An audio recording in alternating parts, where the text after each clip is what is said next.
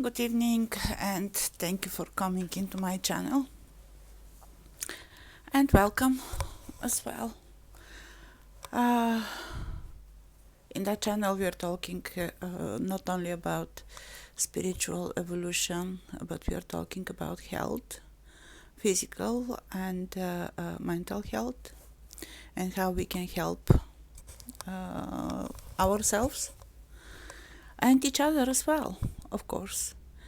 And today we are talking about shadow work and inner child a bit, because let's see how this will go, but maybe tomorrow we are going to cover the inner child work. Though shadow work and inner child are very, very connected. Okay? So I need to make a disclaimer here. If I need to make a disclaimer, of course. But all of this that we are talking, right, today and in the other days is not a normal medical help. So, by all means, whatever you're struggling with, all right, you just need to seek professionals as well. And by professionals, I mean professional shrinks, psychologists, when you're talking about the shadow work and you cannot figure out your shadow work by yourself and you're looking for help, but sometimes we just need the normal medical professionals. As for the health issues as well, energy cannot resolve everything from a health point of view. Also, the shadow work is not going to resolve all the problems that you may have, especially when we are talking about deep and big dark traumas, right? Shadow work is not about them. Shadow work is about understanding ourselves, accepting ourselves as we are, and working out ways how to not show and be our shadows, right? So now, that picture in front of you is the Young's shadow work integration steps. Recognize and accept the shadow, reflect with inner honesty, integrate for wholeness. I put that on because for me those are the steps. Though the Jung's shadow is a bit different from what I consider to be a shadow work. So he's talking about the subconscious mind when we are hiding a lot of things, hiding part of ourselves that we don't want to show outside, but nevertheless they are kind of controlling our actions, right? And by understanding those parts of us, right, we can become a whole. In spirituality, the shadow work is not exactly this, right? Well, in a deeper level, Jung is talking about the killing the ego as well, and the collective subconsciousness, right? Divided by region and culture and so on, and that makes a lot of sense, of course, but that's the psychological part, right? When the shadow work for spirituality is not exactly a pure straight psychology. It is connected, it is very much connected, and one should have a deeper understanding of psychology, what is, right? And to be able to recognize psychiatric issues and psychological issues. Okay, so, but in the same time, in spirituality, knowing yourself is about being able to understand who you are, in a way, understanding what happened in your past. That's the important kind of difference. Everything is connected with the childhood, for many of us, right? But also in spirituality, we know that some traits and some events that are happening are connected with our past lives as well. And because this is already something widely accepted as something that really exists, there are a lot of psychologists and shrinks that are using regression for past life as well, not only a regression, age regression, when they're looking into your childhood. Because if some of the traumas that we may experience or accept as traumas, right, may be connected only with the childhood, if you really had a heavy one, right? But some things are coming from past lives. So the shadow work in spirituality is, as I said, understanding yourself from a point of view what happened to you.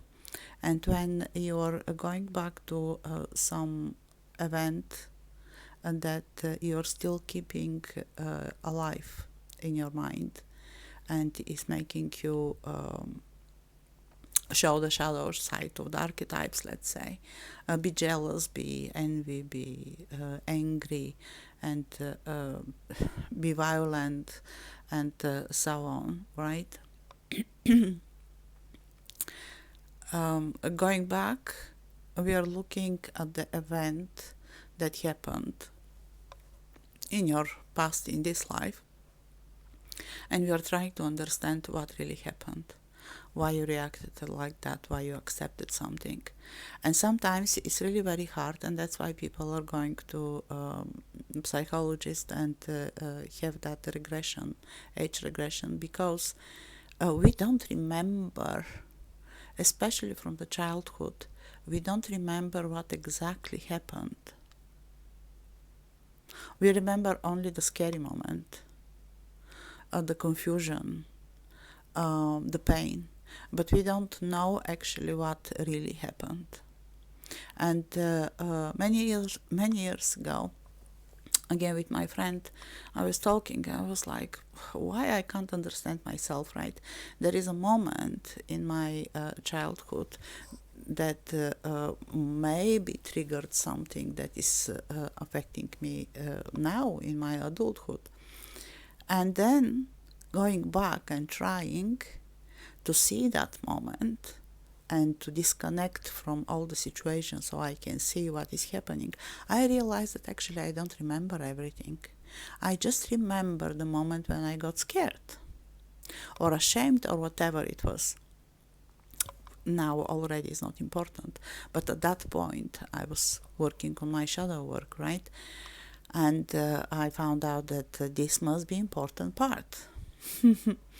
I didn't remember what really happened.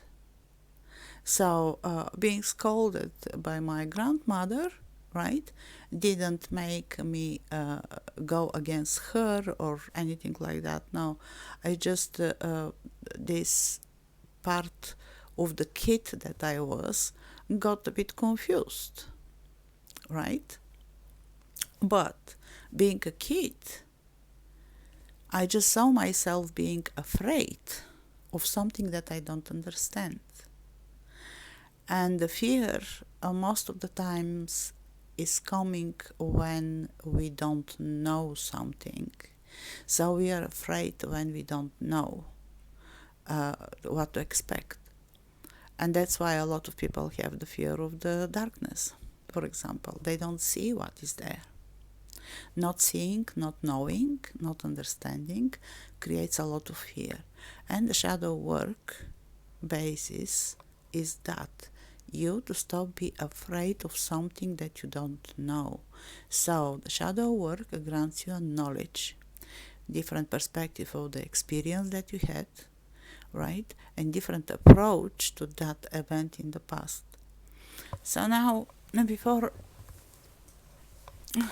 I start talking more about what is the way that I did for my shadow work, and hopefully, and fingers crossed, you will get a lot of things for yourself so you can work on your shadow work, right? We have to speak about why we are struggling with some events that happened in our past, right? You remember yesterday and before yesterday, I mentioned that there is no guilt that is attached only to one person. The guilt is always shared.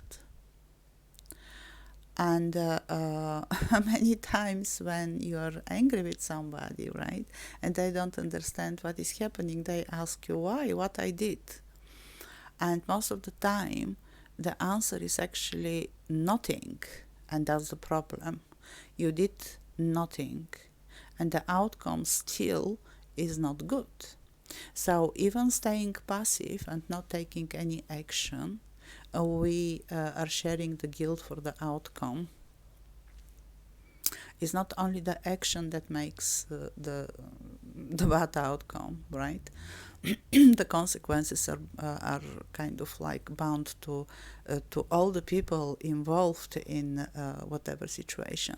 So let's say, and we are going to talk a lot about families, right? And nowadays the situation. If before, when our grandmothers and grandfathers were creating a family, right, and they were having your parents, and after you were growing up, the difference between their family and your parents' family and your family right now, it's huge. They were living in a totally different place.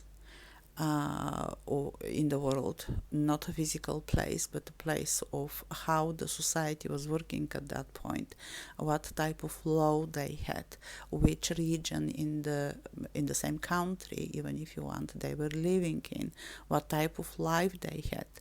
So a lot of different places, a lot of different type of education and level of education, a different type of religious even beliefs and understanding, a different point of view about the life in general, right? So your grandmother and grandfather are totally different from you. Doesn't make them wrong. Your parents are different than you, doesn't make them wrong, right? But if your grandmother and grandfather, let's say, were more proactive and more, you may accept them as aggressive, right? And they were scolding you, they were telling you off, they demanded a specific actions from you, right? Or non-actions and obedience. This is the way how your parents were raised in that way, and they may like it or not like it. If they like it and they accept it as something normal, they will try to raise you in the same way. And if they didn't, they will try to be more soft, more understanding, more giving you freedom, right? Because they didn't like their childhood. So this is what created you in your family. What you saw in your family is basically what you are applying or not applying in your own. So again, did you like what your parents did with you? Did you find their mistakes? And now in your family, you're not repeating their mistakes. If they've been too harsh with you, you will be too soft with your kids, because you're struggling with the memory of this, your parents being harsh with you, and so on. So it's not only about you and what you're doing to be absolutely correct or not correct. You are reacting and you're acting from the point of your memories, about your way of raising, so you don't raise your kids in that way. If you're a person that is thinking about it, of course, because there are a lot of people that are just going on with the flow. Oh, my mother and father did that. I don't see anything good or bad, so I'm going to be like that. It's a bit a bit like in the military. In the military, you don't think, you're just doing whatever is told to you to do, right? Without any consideration and without any freedom to say no to the order that you're getting. So there are a lot of families like that as well. But hopefully you're not this type of person. Therefore you're here, right? And you're listening to what I have to say. Now, when you're talking about your parents, right, the first understanding that we have to make is what childhood your parents had. And you have two parents, hopefully, right? But anyway, you have two parents.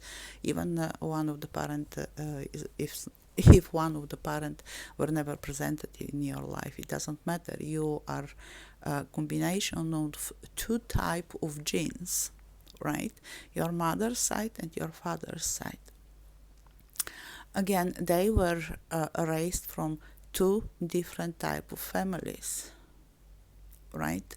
So you have to first you have to know how they've been raised, what traumas they may have from their childhood, right?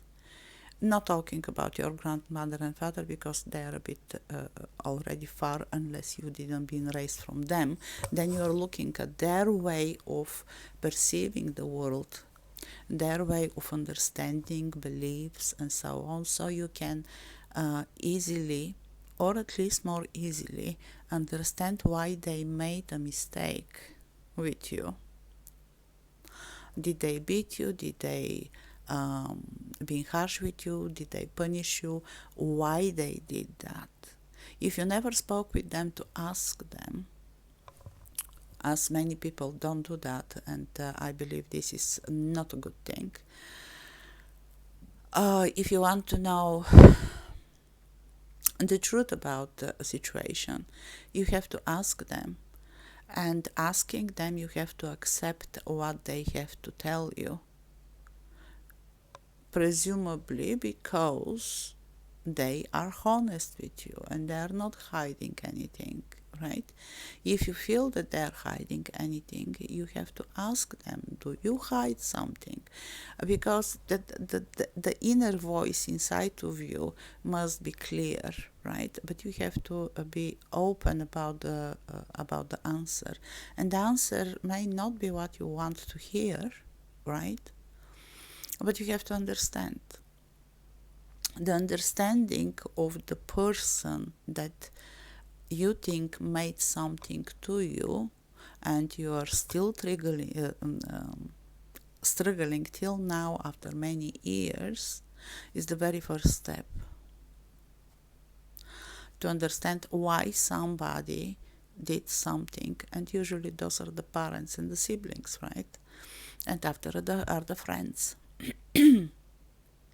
And depending of what you're struggling with, what issue you created for yourself, you're looking at that part. I can't, I really can't give a proper example for something like that, because my family was totally different, right? But I'm coming from not a Western country, and most of you will be from Western countries that are listening to that, and most of the Western countries, right, are the ones that really have childhood big traumas. We in the Eastern Bloc believe to be more raised with kind of fear of the unknown.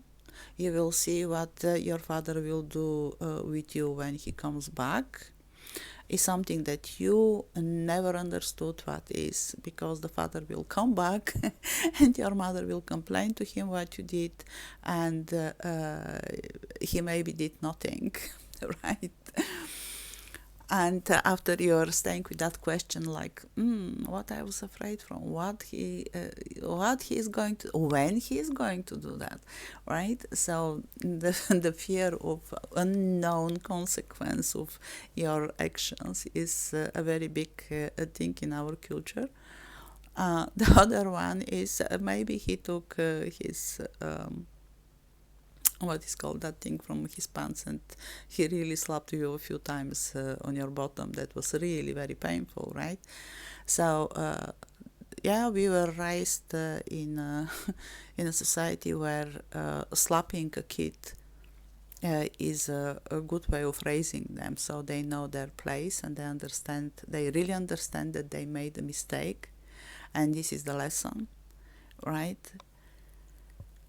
In the same time, yeah, somebody might be shocked when they hear something like that, because in nowadays we cannot touch our kids. And yes, I agree with that.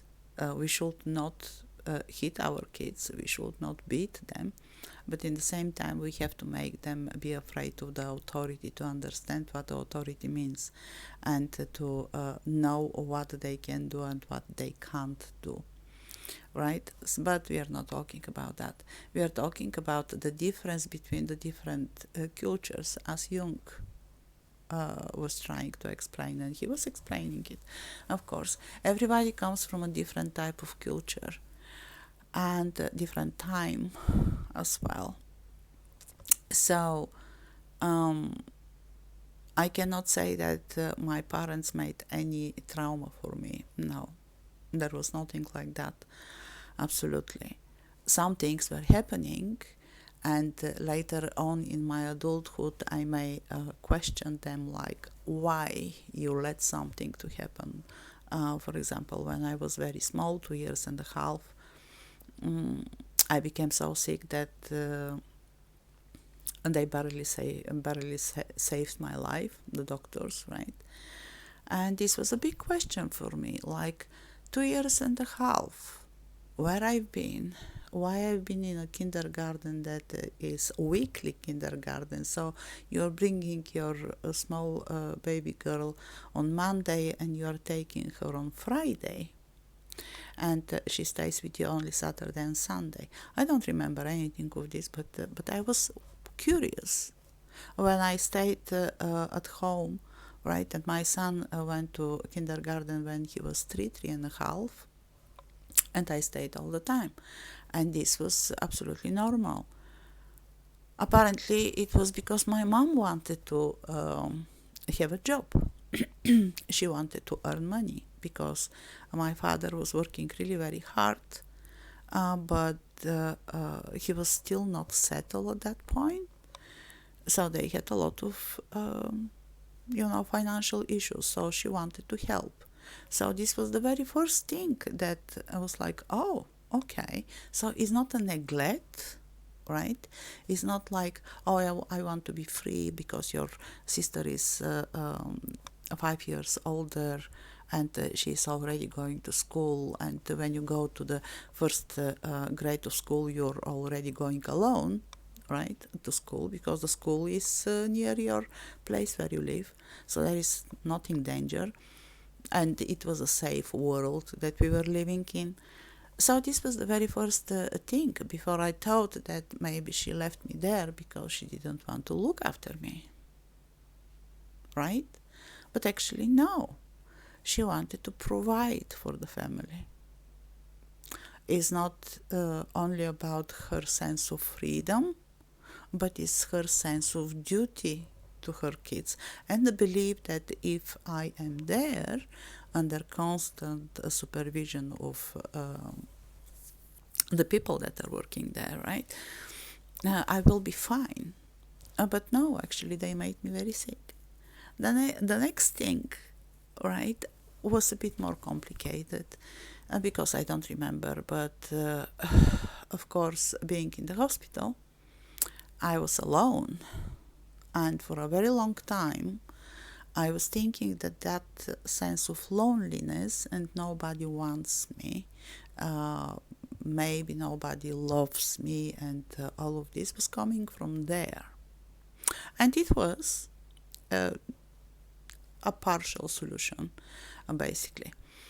But a small kid in the hospital, really very sick. Okay, so the very first step was to understand that actually it's not my mom making me sick, not looking after me. After is somebody else that didn't look after me after I'm in the hospital. If nowadays we can be in the hospital with our kids, doesn't matter what happens, right? Still there are places, I don't know what is called in English, when you are really very, very sick, and it's intensive care, right?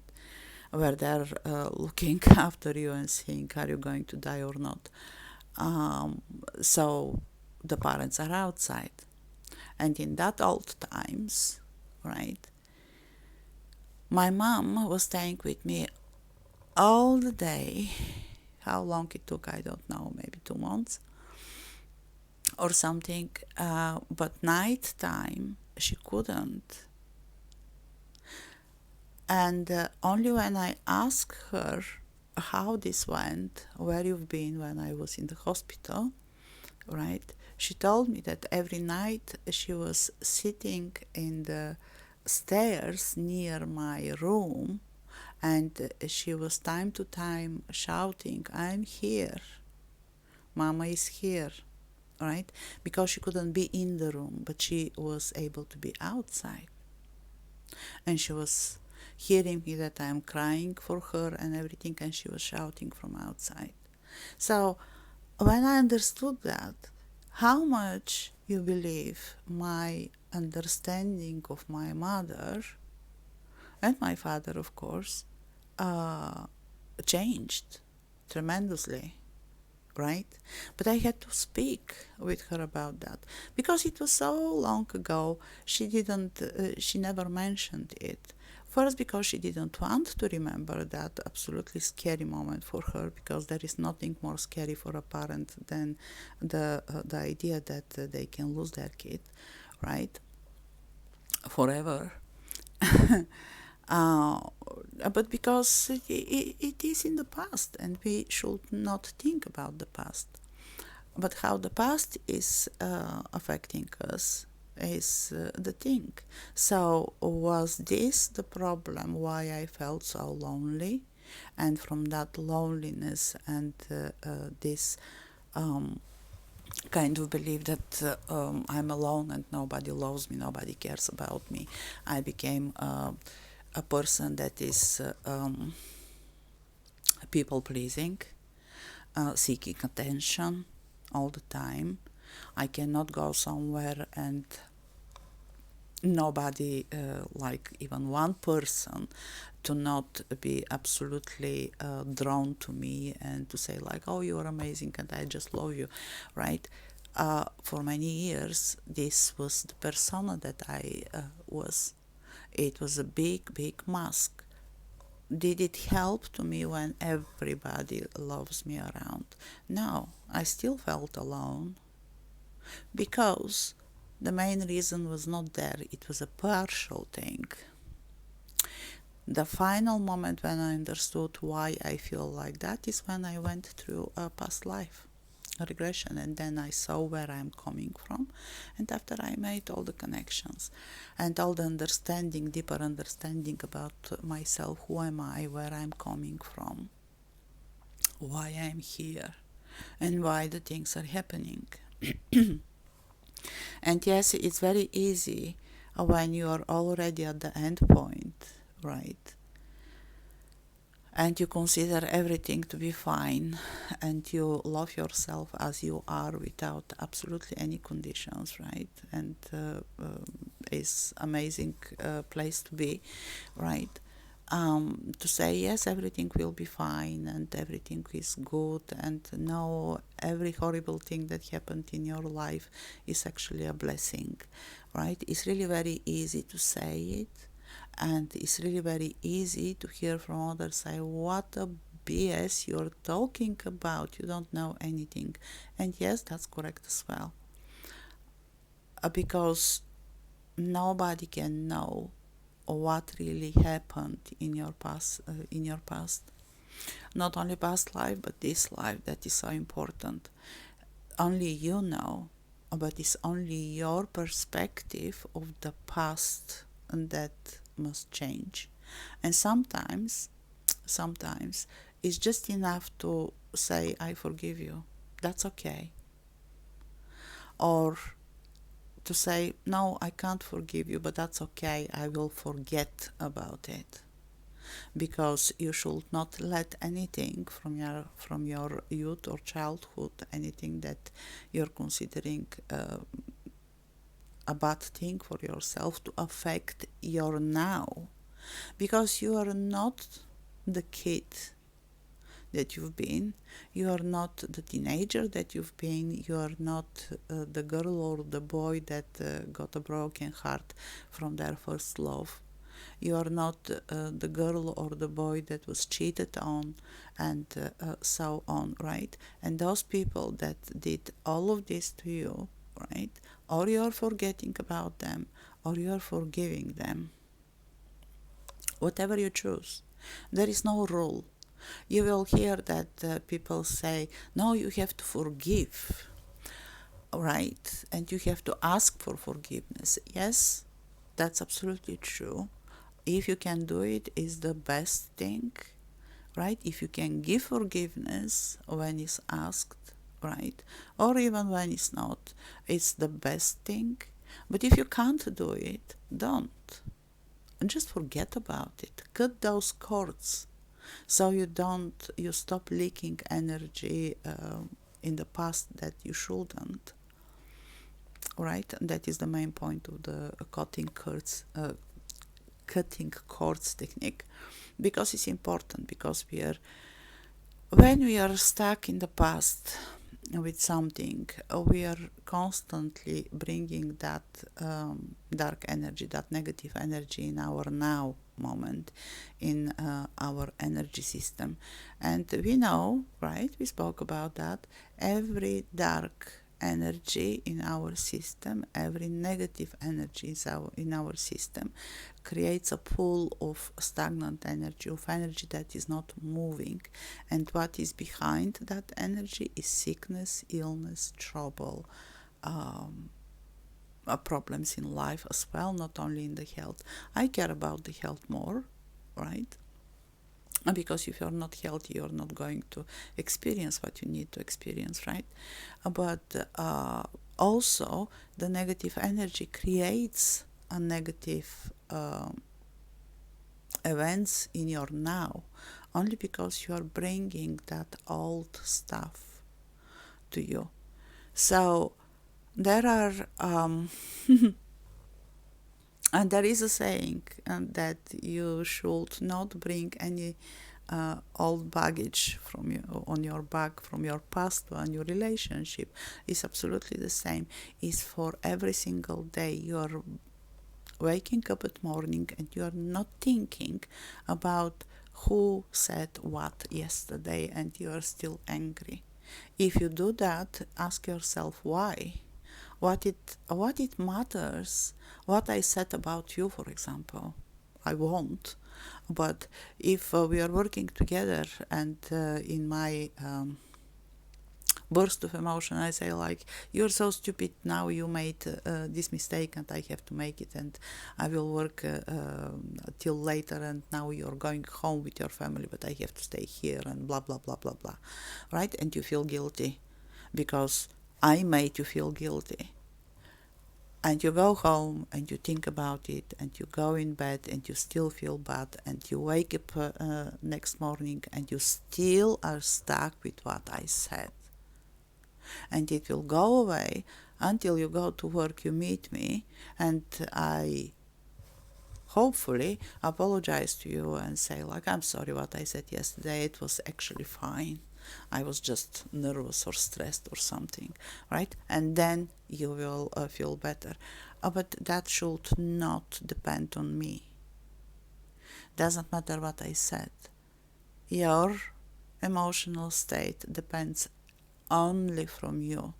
So if you're stuck with what I said, right, because it's unfair, because it's this, because it's that, it doesn't matter what it is, look inside of you and see the issue. Why you're feeling threatened by me? Do you put me higher than you? Do you have a lower self-esteem? Did you get experience in your youth when you've been teenager, somebody to tell you that you are stupid, you are not worthy about anything, you can't do anything, and you are still keeping that? Who was that person? Was it important in your life? So if it was important in your life, why they did that? Was it because they were just a prick? Doesn't matter who is, right? It can be the most close person to you, your mother or father, or they just been angry at some point. They had expectations and you didn't reach those expectations. Why they did that, right? Was it like you crushed their dreams about you? Because every parent makes a dream about them kids, right? And the kids have their own dreams. That's absolutely normal, right? And they're chasing their own dreams. They're not chasing the dreams of their parents, right? And after, when you understand that actually the issue is not me, but is something that happened in the past, you're like, no, I'm not accepting that to affect me now. I know who am I have my self-esteem. I know what's wrong and or what is good about me. And yes, if yesterday I made a mistake, it's absolutely okay. So you are waking up without those thoughts, but with understanding, was I just unfair, right? And what mannered, and you're going to work and you're finding me and you're telling me this was unfair. I'm sorry I made that, but you reacted bad. And if I don't say I'm sorry, right, means that you should not really rely on me as a co-worker too much. Because apparently I am a person who is not a team player, cannot understand that everybody makes mistake in their work, and it's absolutely normal. And I am the one that probably believes I never makes mistakes or something like that. So you don't need to be in contact with me, and that's the end of the story. And you are not hurting yourself or something that simple. Yes, I know it's a very simple and stupid maybe example, but you see the process, right? Because we all are emotional, and at any point we are bursting with emotions, doesn't matter why. We didn't sleep well, we have a problem at home, we feel stressed, right? We just don't want to be in that work, or we need a vacation, or whatever it is, right? So a lot of emotions all the time are going through us, but that's fine. They come and they go, and that's the process. If you keep any emotion longer than needed to help you, then you start looking for why. And now, the why is very important question, right? And you are asking a lot of why. Like why this happened, why I've been there, for example, to happen, why I went there, and so on and so on. And when you can't find any why questions to make, going back and back and back and back, and then this is the base of everything for that matter, right? So when you step on that bottom, let's say, and there is no more whys, and you answer to all the whys really honestly from what you can find out for yourself, looking at the site like blaming yourself almost, right? Not blaming others, like finding the part of the guilt that is yours. This is the point. We know what others did already. We recognize their guilt. We are looking about our shadow, right? Not theirs. And that's why we are looking for our guilt, our participation in this bad thing that happened in your life. And when you find the last why and you answer to it, after you start to asking already other questions, like how I can change that. It's very important to know that we cannot change the past, but we can change the perception of the event in the past. Understanding it from a different point of view, from a point of view that you are a grown-up person, that you changed, that you are not in the same place, you are not with the same people, hopefully, right? Because if you are with the same people, it's more easy. You just go and ask them. But sometimes we can't ask those people, maybe because they passed away, maybe because you are really very far from them, maybe because you don't want to speak with them about this, let's say, or you feel uncomfortable talking about something that happened, right? But this is the moment when you start asking other questions like how I can change that. Is it enough for me only to know that I have a shared guilt? Is this enough? Sometimes you may understand that actually you blamed somebody for what happened, but all the blame should go to you. Not all, but the biggest part. Again, I'm saying there is no event that only one person is guilty. And again, saying, not talking about really horrible things, right? In the childhood. No, not talking. We are talking about things that you made a decision to act or not to act, to accept, to enable something to happen to you, right? You've been weak, you didn't step up for yourself, you didn't speak out, right? So we are talking not about that dark things. The very dark things are for the real shrinks. Here we are talking only about understanding ourselves and trying to make ourselves not react on the events, but act on the events and be able to accept the responsibility of the outcome. This is all that we are talking about. And how we can get rid of small things that are bugging our life now. Why we are triggered from some things, right?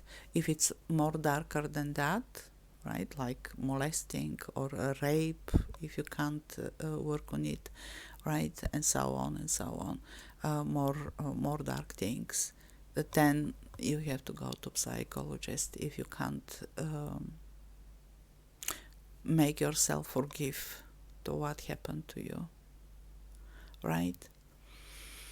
And is still like a PTSD with you. So we are not talking on such heavy things, more easy things, right? And in that way, it comes also the repeatable things when we are in the same cycle all the time. This usually comes to work and relationships. A lot of people, men and women, we are not different, believe me. We are all with the same soft and tender heart, and we can get heartbroken, and we may not understand why a relationship finished, or we are still stuck in I love that person but they don't, or I love that person, I am with that person, but that person is treating me like a crap, right? And I'm still staying with that person because I love them. It's not a love, it's a dependency, right? if you cannot be yourself, if you are afraid from your partner, only because you think that you don't have any other choice, right? Is well, here you should go back and see why. And here are a lot of whys, like why you are staying, why you love that person. How you can love a person that is hurting you is not a love, it's a dependency, it's something else. Find the ugly word behind this. Find the ugly belief behind this. And after find the way to become yourself, because you are worthy and nobody should treat you as a crap. Doesn't matter what they say after or before or whatever, right? So, are you living with a narcissist? Are you living with a bully? Are you living with who you are living actually? With who is your partner? Why you are giving second chance, third, fourth, fifth, and so on? And after when one relationship finishes, what type of relationship you're into again? Is it the same one? Then you didn't learn your lesson, that you have value. You have to respect yourself. And in the first moment when something not okay is happening, you're stepping up for yourself, because nobody is going to step up for you. Your brother or mother or father or sister or whoever will come, they will step up for you, and nothing is going to change because you are not changing. So here is the shadow work. Something like that events we are talking about here. Find out who you are, why you are reacting, why those things are triggering specific emotions, and after you are reacting. So the reaction is something that we have to stop. And every time when something happens and you're triggered, is a best idea to not really answer and do anything in the first, let's say, a minute, but try to step out of that energy, all right, and see what is happening. Why somebody is shouting at you, or why you want to shout at somebody. Is it the hormones? If you're a woman, for example, are your hormones okay? Are they balanced? Are you before your monthly cycle? All of those. In the moment when you realize that, yes, actually, this is what drives me crazy, that person in front of you has nothing to do with your hormones. Doesn't matter if you're on a premenopause, menopause, whatever menopause, or a period time, right? So self-control is the second thing.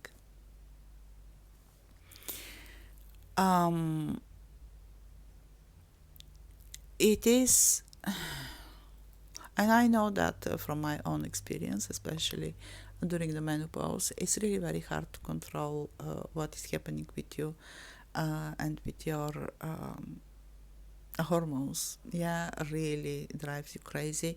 It's really very bad, but there is a way how we can control them and balance them through food, through I wouldn't recommend medicaments, but for some people the hormonal therapy works wonders. For me it didn't. I had to make it on a hard way, with diet, with gymnastic, with walking, with understanding, with a lot of apologizing to my husband.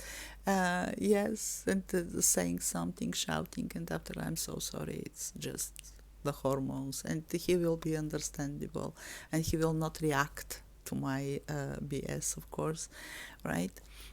But that's me. It may not work for you. But again, try to not react. The reacting thing is bringing out the shadow. A basic, like it is basic like that, really. Every time when you are reacting to something, you may react with a fear, you may react with closing up in yourself, you may react with falling in depression, you may react with aggression. Doesn't matter how you react to something that is happening in your life, means that you didn't deal with something in your past. And you have to find out what is, understand it, accept it as experience, learn something from it, and don't let anything to trigger you now from your past, because you are with different people and you are a different person as well. Find out who you are and how the things are working. Now, because I'm talking too much without giving anything practical, right? And we know that I love the practical point of spirituality and all of those talks and things. I have something like, I can't call it meditation, but it's use your imagination, right? A technique. How we can get rid of things more easily and we can feel more light after that. And I'm going to give you that technique right now. It is working for absolutely everything that you may think of, everything that may make you still angry, everything that you're keeping in your memory and is a negative and you feel bad about it. All right, and this technique is not about forgiving, is not about forgetting, is not about anything, is just putting that far away from yourself and not looking back to it. And because it's very hard for us to decide to do that, and we are people that are connected with everything through vision and emotions, right? This small technique is going to help you with the both things. So now, because it's not a meditation, but anyway, you need to be in a calm place. Just be somewhere where the TV is not working, the kids are not screaming, the game is not open, right? You closed all of this things, and hopefully you are alone. You may lay down if you want in your bed, just try to not fall asleep. So if you are really very tired, don't do that. Make it when you feel kind of like more awake, and give yourself like, I don't know, 15 minutes, half hour to be alone, and close your eyes. Close your eyes, and in the moment when you can imagine that you are in a forest and in front of you there is a path that is leading somewhere and you are walking slowly between those trees, right? Keep that image in your head. Be there and just walk on that path. And it's a beautiful sunny day, and you are seeing this beautiful sun rays going through the branches on the tree, and you hear the birds, and you feel the wind, a small breeze on your skin, and you're walking, and at some point you start hearing the waves of a sea or an ocean that are crashing on the beach. So you walk, take your time, right? It's nothing that you have to follow right now, but just to let you know what you have to experience to go kind of there. So you're walking, and at some point the forest is finishing, and you see the beach, a golden beach, only sand. And where is the sea? You see the sea, and you see a very big boat on the left side. It's very colorful, it's big, but not like transcontinental. No, it's a barge, is a ship that is taking boxes and containers to bring them from one place to another. This type of kind of ship on the left side. And on the right side, you see a very big container. There on the beach, container with open doors. And from one of the hands in the container, you have a chain with a locker just hanging down. And it's dark. That container is dark, but everywhere else is just sun, warmth, breeze, the sea, or ocean, right? The birds in the sky. So go to that container and look inside.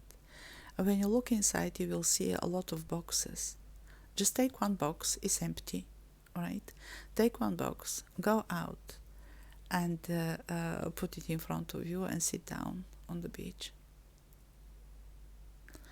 What I want you to do right now is everything negative that may cross through your mind, make it a picture in front of you. See it as a picture, that exact moment or whatever is bugging you. Maybe the smallest simple thing, might be a bad memory, anything, and just see it as a picture. Look at it really very carefully to be sure that everything that you remember from that moment is in that picture, and put it in the box. If you need for the same moment another picture, create it, put it in the box. Another picture, another memory, put it in the box.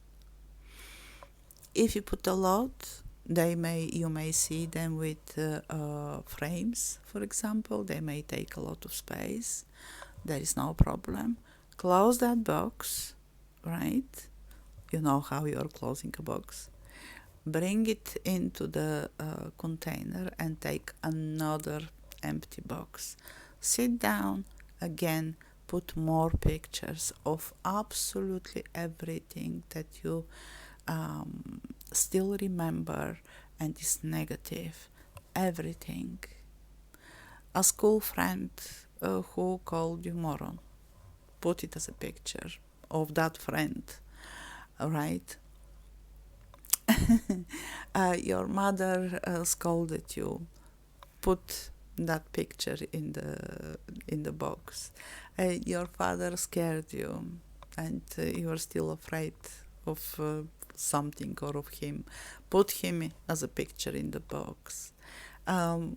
Ex boyfriend, girlfriend left you, right, or cheated on you or whatever, make it a picture, put it in the box. Like, create as many boxes as you want.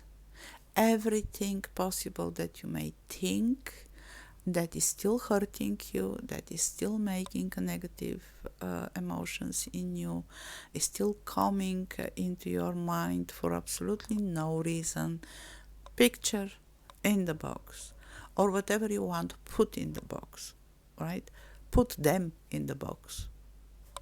Those people, if you want, imagine them small, put them in the box, close the box, put it in the container.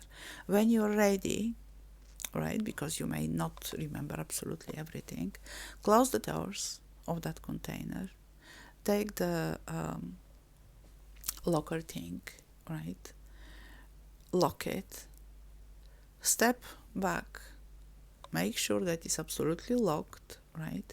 The doors cannot be open. Step back and see how a big crane from the ship is coming and is taking that container, lifting it up into the air, and slowly brings it and puts it into the ship. And the ship makes a noise, says goodbye, beep beep, and starts what the ships are doing in the sea. Sailing, right? Sailing to the horizon. Look at that ship taking away from you all of your bad memories. Turn your back to the sea. See where that path is into the forest. Start walking and don't look back. If you want to look back, look just to see that the ship, the container, nothing is there. The sea is empty. Be happy, say bye-bye. Keep walking through the trees, right? Believe me, you will feel a lot more lighter. Not that much in the first time, right?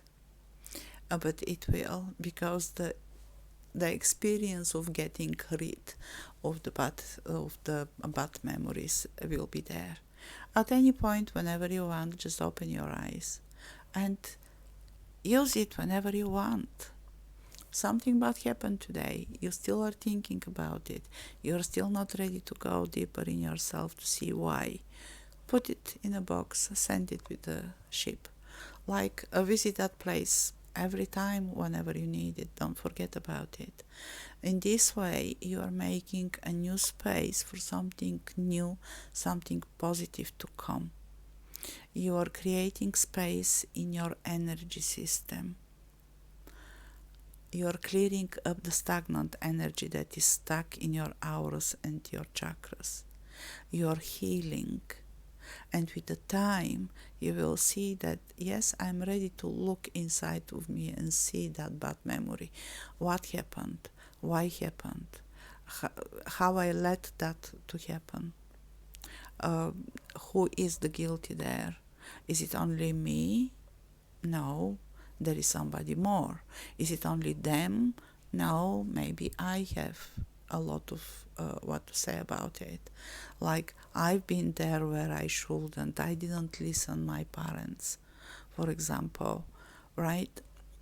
And so on. Again, we are not talking about things that are not in your hands, right? Like really being a very small kid. Again, those are the things for the professionals, right? We are talking about just understanding yourself, understanding your archetypes that you're presenting, why you're presenting them, why you're reacting, and stopping that. Can you come back to something that you put in that box and you sent to be somewhere very far from you? You can't find it because it's not there. Can you? Most likely not. At least for me it worked miracles. I hope it will for you, but try it once, second time, third time, until you clear up all of that stagnant energy from your energy system.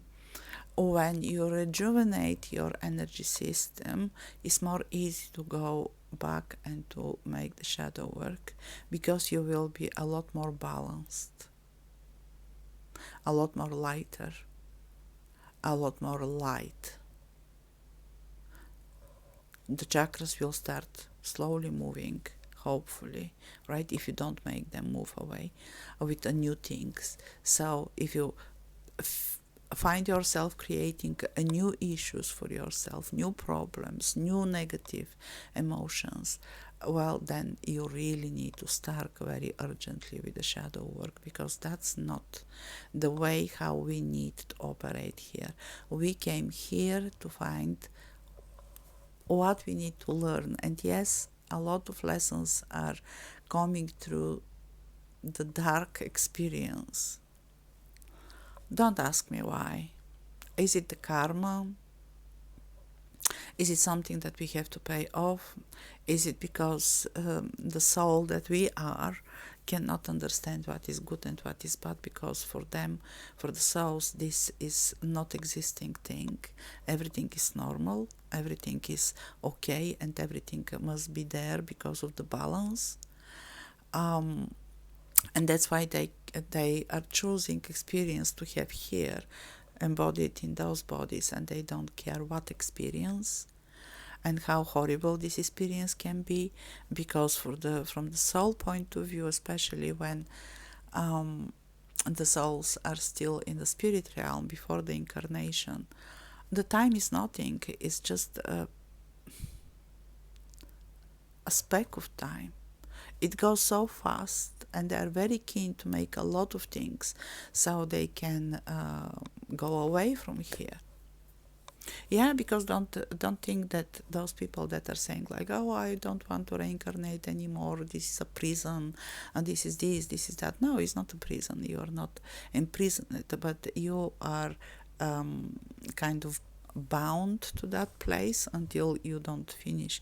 So you can't really skip school.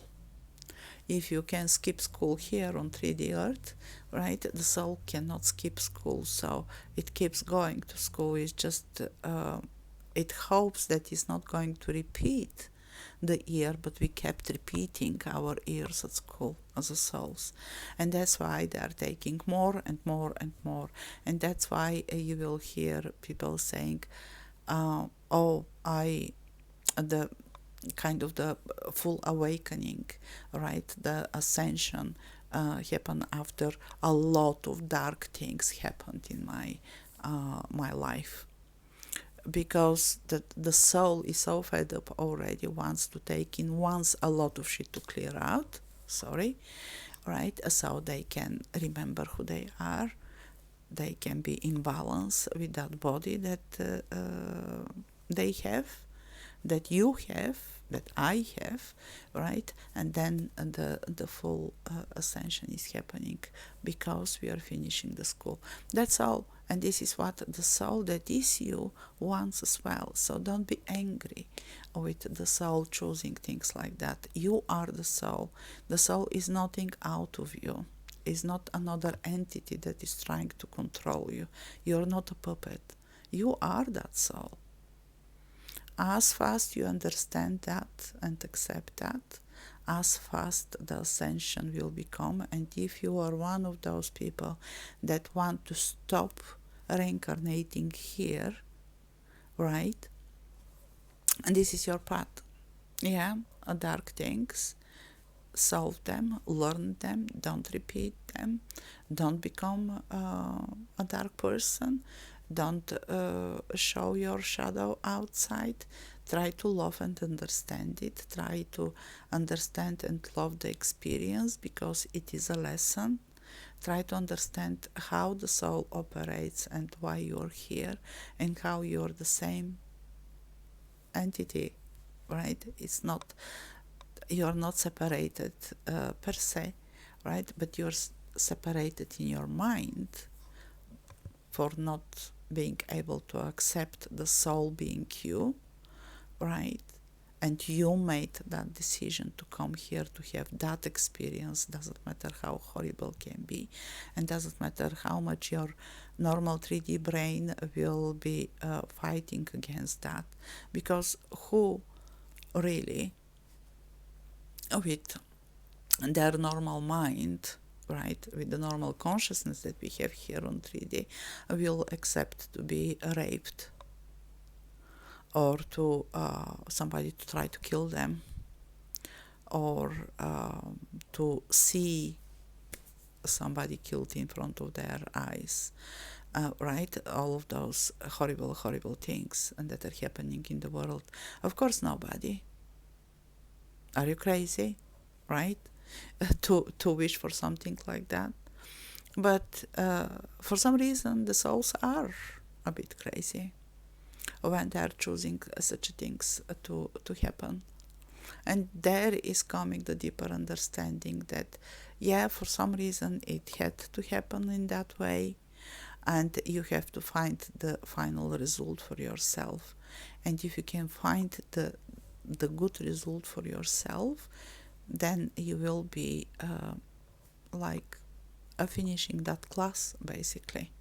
And sometimes you have to look into the past lives to see what happened then that triggered that decision of you to accept something like that to happen to you this time. And you will see that actually maybe, as most of us, we didn't being angels in our past lives. No, not at all. Not at all. Nobody wants to talk about that, and this is understandable, right? But there are a lot of people because we all are going through the same experiences in a different time, right? And in a bit different way, of course. But all we've been killers. All of us were fighting in wars, killing other people. All of us were bad parents. All of us were cheaters and tricksters. All of us were selling our bodies. At some point, all of us had different relationships. We cheated to our partners. We've been in prison. We've been killed or punished, and so on. And so all of us did that.